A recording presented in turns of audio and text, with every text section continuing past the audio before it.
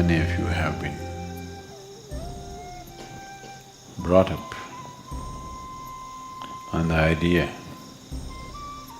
or ideology that contentment is the greatest virtue. If you're content with who you are right now, you're not even aware that if you're willing to strive, who you could be.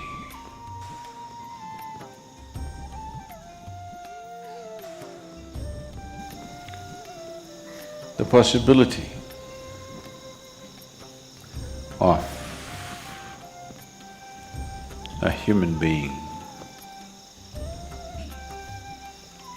causing his own evolution, the possibility of a human being blossoming into a beautiful state of fragrance and beauty has been completely discounted. That is why contentment. Once it happened that a newly married woman or a girl went back to her mother's place and said, "My husband is such a wonderful man that he gives me whatever I ask." The worldly wise mother looked at her and said, "Obviously you're not asking enough." That's a mother's advice. This is the mother-in-law.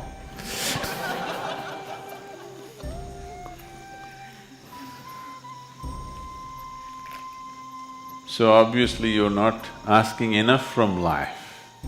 That is why you're content. If I'm greedy, would it be better? Yes, you must be greedy.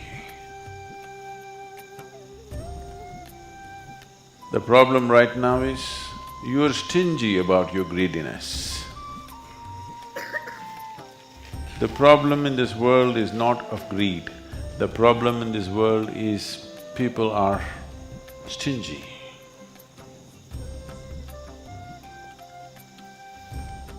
They are stingy, that's why they don't aspire for the biggest possibility. They want to save themselves for the next world. If you are greedy, you would want everything from life, isn't it? Would you be just satisfied with little more money or little more property or little more power or little more pleasure? If you were truly greedy, you would aspire for the highest, isn't it? Now, greed is not the problem. People are stingy, that's a problem. Enough. The word enough must be removed from our vocabulary, because enough is relevant only to the physicality of life. If you're being served food, at some point you have to say it's enough. It doesn't matter what, anything that is physical, at some point you will have to say enough.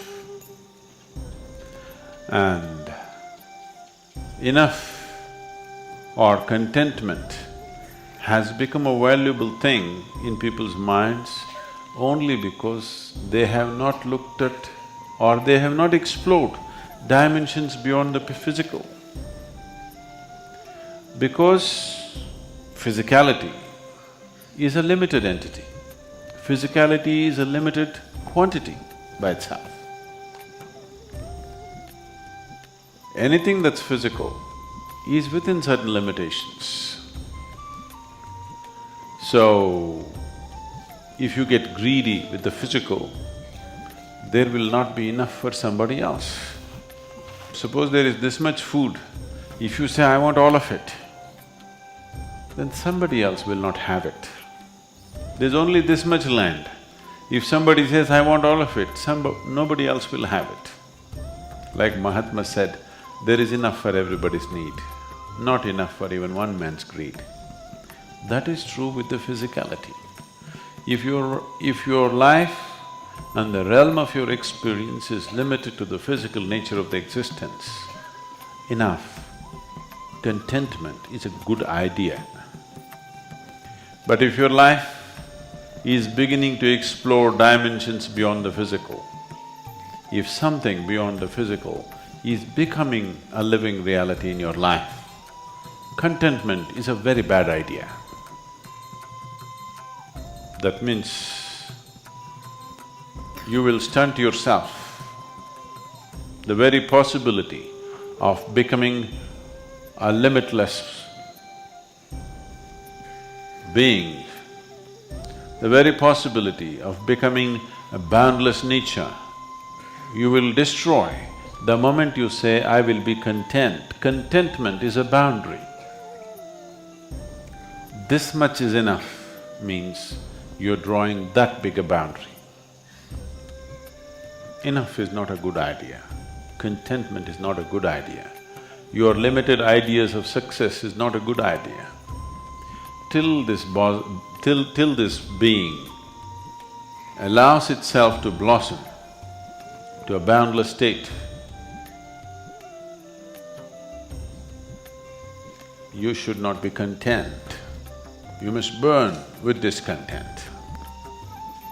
Now, contentment need not be brought into our life as an ideology. It is just that if your aspiration becomes limitless, if your aspiration and desire is not selective, it desires for just everything, then naturally you would not limit yourself to the physicality of the existence. When it is no more selective, desire just becomes a powerful energy to expand, to burst open this being who is containing himself with contentment. People are trying to achieve contentment at different levels, at different stages of life. Please see this. What you call as contentment is just containment. You try to draw a boundary of some semblance of sanity for yourself. But that boundary satisfies you and gives you sanity only for a short period of time, then it has to be expanded, otherwise it's not going to work. At the age of 20, whatever you thought is going to be your contentment, does it remain your contentment when you're 30? Whatever your ideas of contentment at 30, does it remain contentment at 40? Unless you're going down the tube. Unless your life is a total failure, then your idea of contentment will be coming down. But if you are on a upswing, your ideas of contentment keep expanding, isn't it? If you are a failure in your life, only then your idea of contentment becomes smaller, otherwise it's constantly expanding. Contentment is just a cautious way of attending to boundlessness. You're being cautious. You want to go towards boundlessness in installments. In installments, if you seek the infinite, you're a lost case, because nobody has ever reached what we refer to as infinite by counting 1, 2, 3, 4, 5. Through installments, you are not going to go to the infinite. That cannot happen in the very nature of things. If you choose installments as a way towards boundlessness or infinite nature, you will just become endless counting. That's all that can happen. Endless counting will tire you one day. Just count and see. Today, you start counting now. Don't stop, just keep counting simply at your own pace, not at my pace, at your own pace. 1, 2, 3, 4, 5, start counting, don't stop. You say, till where you can go without tiring yourself. Not physical exhaustion. I'm saying you'll just be tired of counting because you know it's not getting you anywhere. So desiring process is a limitless process, but you're limiting it by being selective about your desires. I desire this, I desire that, I desire that, I desire that, but not this, this and this. If you take away the discriminatory nature of your desire, if you sit here right now and do not desire for anything particular, just desire for everything, just everything, just see if your mind can do it. Don't desire for anything in particular, just simply desire for everything. First of all, you don't know what is everything. Nobody knows what is everything, isn't it? Everything that you know and everything that you do not know, just desire for all the things that you know and do not know. You will see desire, the energy that you call as desire, becomes a powerful force to become meditative. Meditation, devotion is just this, a desire without a goal. A powerful desire without a goal. If your desire, if your energy becomes full force, not towards anything, this is meditation. If you're on the spiritual process, there is no such thing as contentment. There is no such thing as enough. Greed is the rule. Okay? Greed is a bad word though. No, but greed is the rule. Because limitless desire is generally considered greed, but it's not true. Greed is going by installments. If someone is taking larger installments than you consider that as greed, isn't it? Yes or no? Yes or no? If somebody is going for larger installments than yourself, you consider that person greedy. If they're going at the same level of installments as you consider that competition. If somebody is going at a smaller installments than you call that incompetent. Isn't it so? Someone is taking, they only desire for this much, when they're successful they go for that much, you look at him and think, he's not my class.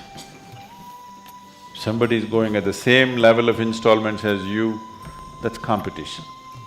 Somebody is going for leaps and bounds, greedy.